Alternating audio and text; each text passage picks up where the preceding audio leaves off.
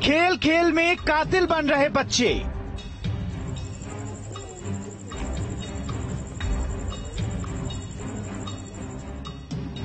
बच्चों की सनक से बेखबर मां बाप।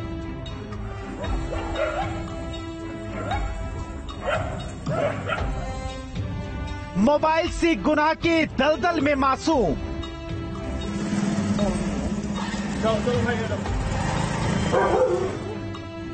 बच्चों के दिमाग पर मोबाइल गेम का जाल।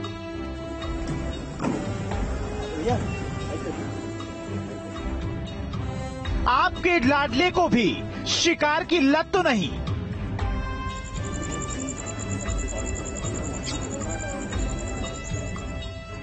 मोबाइल की स्क्रीन पर खूनी खेल का शिकंजा।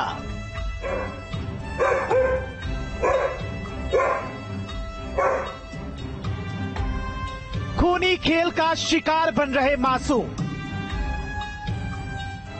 मोबाइल से सनक का शिकार कई मासूम बन रहे हैं। आपका मोबाइल आपके बच्चे को कातिल तो नहीं बना रहा। कत्ल की ऐसी कहानी जो आपको हिलाकर रख देगी। अपनी मां को अपने फादर की लाइसेंसी पिस्टल से ये गोली मारता है। इमीडिएट कॉज ये था कि एक 10,000 रुपए थे जो कि मिसप्लेस हो गए थे और मां ने बेटे के ऊपर ये इल्जाम लगाया कि तुमने ये पैसे लिए, जबकि उसका ये कहना था कि मैंने नहीं लिए थे। कैसे मोबाइल गेम के जाल में फंसकर मासूम मौत के सौदागर बन रहे हैं। कैसे मासूम शिकार के खेल से शिकारी बन रहे हैं। ये अपनी माँ से बहुत कुंठित रहता था। उसका रीजन ये था कि ये ऑनलाइन मोबाइल गेम्स खेलता था, पबजी वगैरह या और जो ऑनलाइन गेम्स होते खेलता था। इंस्टाग्राम ज्यादा यूज होता, इससे माँ मना करती थी, तो उससे भी ये बहुत नाराज रहता था कि इसकी फ्रीडम कर्टेल हो रही है। बच्चों के दिमाग में साजिश का जाल बुन रहा है आपका मोबाइल। माँ लगातार पबजी गेम खेलने से मना कर रही थी और जिसके चलते उसने तैश में आकर अपने पिता की लाइसेंसी रिवॉल्वर से मां को गोली मार दी।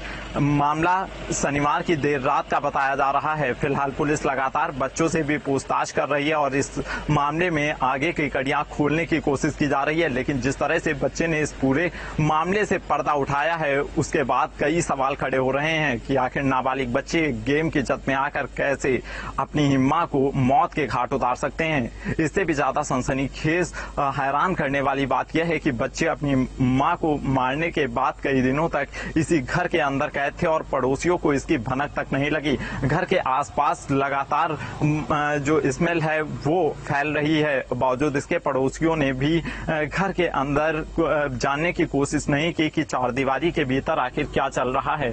फिलहाल दोनों बच्चे पुलिस की हिरासत में हैं। घर को पुलिस ने पूरी तरह से सील कर दिया है। घर के अंदर नवीन फौजी का एक पालतू कुत्ता मौजूद है। देखना होगा इस पूरे मामले में आगे क्या कुछ तथ्य निकलकर सामने आते हैं। जय कृष्णा, न्यूज स्टेट, लखनऊ। सनक जब किसी इंसान पर सवार होती है तो वो हद से ज्यादा बेकाबू और हिंसक हो जाता है। फिर ये सनक बच्चों पर मोबाइल गेम के जरिए आने लगे तो बच्चों के लिए भी मौत का खिलौना हो जाती है। नमस्कार, मैं हूं आपके साथ धीरेन्द्र अवस्थी।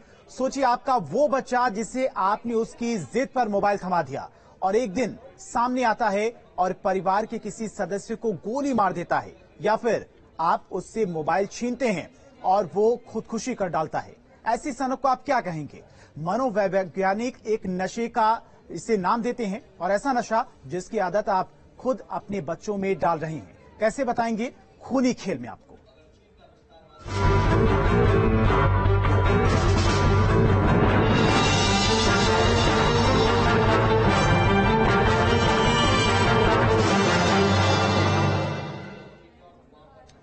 एक सनक, मौत की सनक, मोबाइल गेम की सनक, और इस सनक के जाल में एक मासूम इस कदर फंसा कि उसने अपनी मां को ही मौत के घाट उतार दिया।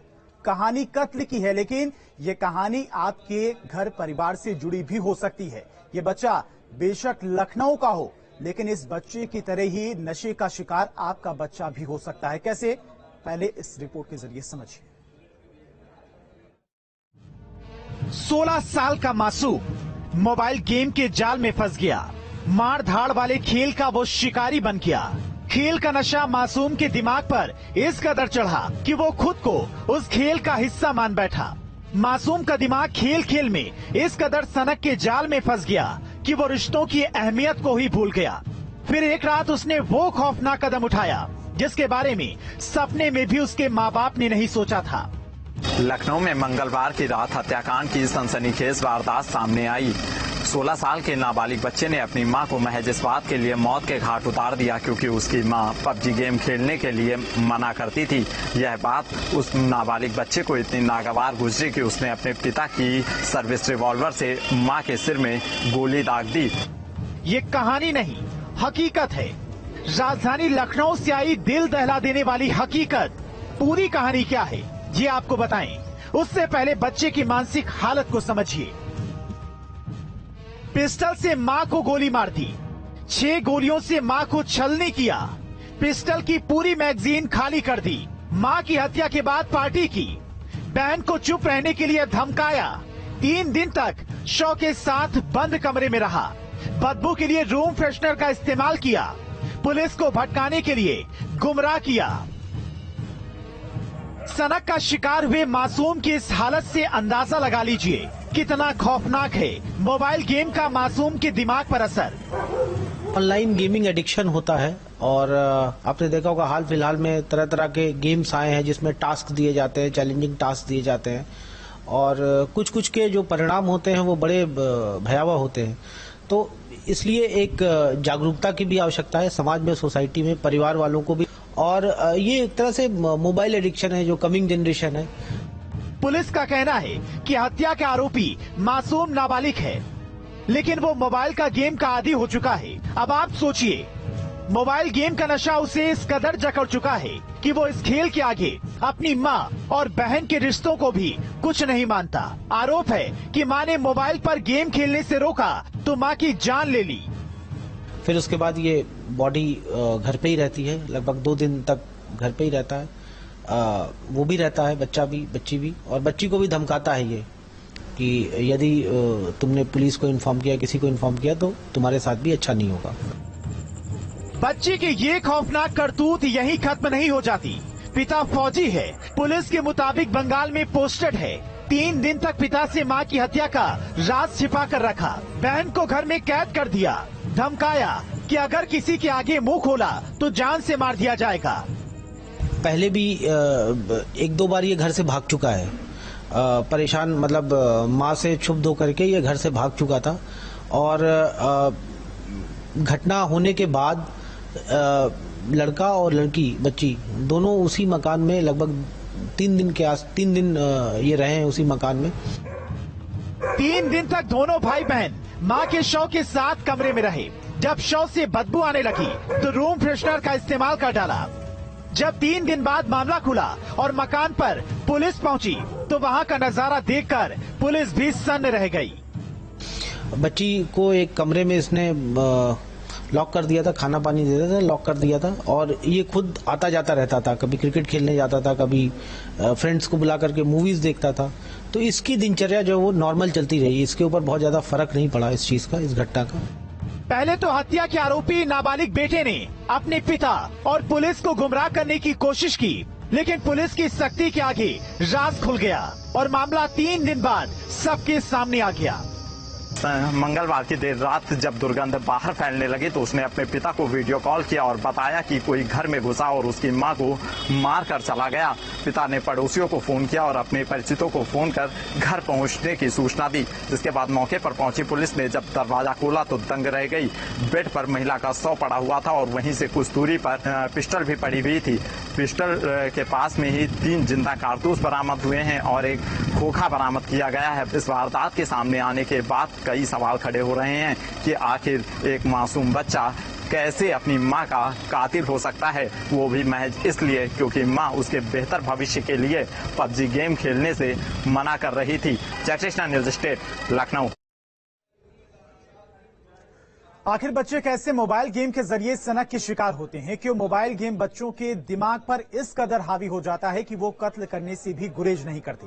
आखिर बच्चों को इस सनक का शिकार होने से कैसे बचाया जा सकता है? देखिए इस रिपोर्ट। शनिवार देर रात बेटा अपनी मां की रोक-टोक से आजिज होकर मां को ही मौत के घाट उतारने का प्लान बना लिया और अलमारी में रखी पिता की सर्विस रिवॉल्वर से मां के सर में गोली दाग दी, जिसके बाद मां की मौके पर ही मौत हो गई।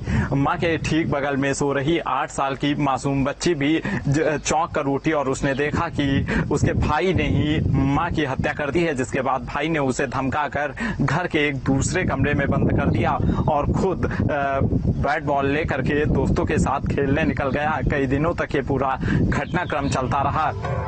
लखनऊ की ये वारदात बताने को बहुत है, कैसे बच्चे गेम का शिकार बन रहे हैं, कैसे मोबाइल बच्चों के दिमाग पर एक कातिलाना जाल बुन रहा है।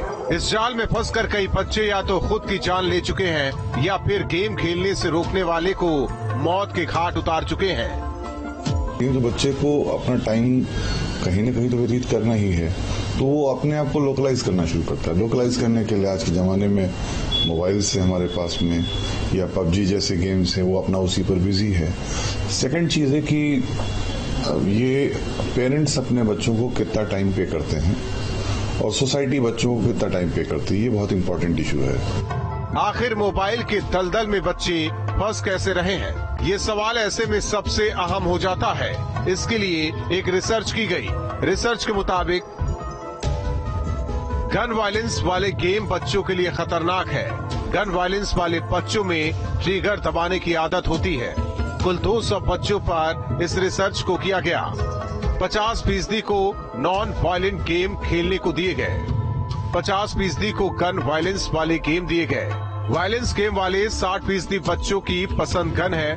नॉन वायलेंट गेम वाले 44% बच्चों ने गन ली। मनोवैज्ञानिकों की माने तो बच्चों के मस्तिष्क पर वायलेंट गेम नशे की तरह असर करते हैं। तो सबसे बड़ा कारण ये है कि जब आप ये देखें कि बच्चा सोलो रहना पसंद करता है या आपसे दूर जाने की कोशिश कर रहा है, ये पहली चीजें हैं, या अपने आप में बिजी है, आपको नेग्लेक्ट कर रहा है, तो ये पहले सिम्टम्स होते हैं। या बंद कमरे में रहना शुरू कर दे, सोशल एक्टिविटीज कम होना शुरू हो जाए, फिजिकल एक्टिविटीज कम होना शुरू हो जाए, जो एक नॉर्मल बच्चे में होना चाहिए। अगर ये नहीं है तो it is abnormal. Online games को भी एक तरह का नशा कहा जा सकता है। ऐसे में बच्चों की दिनचर्या में बदलाव होने लगता है। पूरा कामकाज पबजी के इर्द गिर्द हो जाता है। बच्चों का स्वभाव आक्रामक, गुस्सैल हो जाता है। पबजी खेलने से रोकने पर बच्चा हिंसक हो जाता है।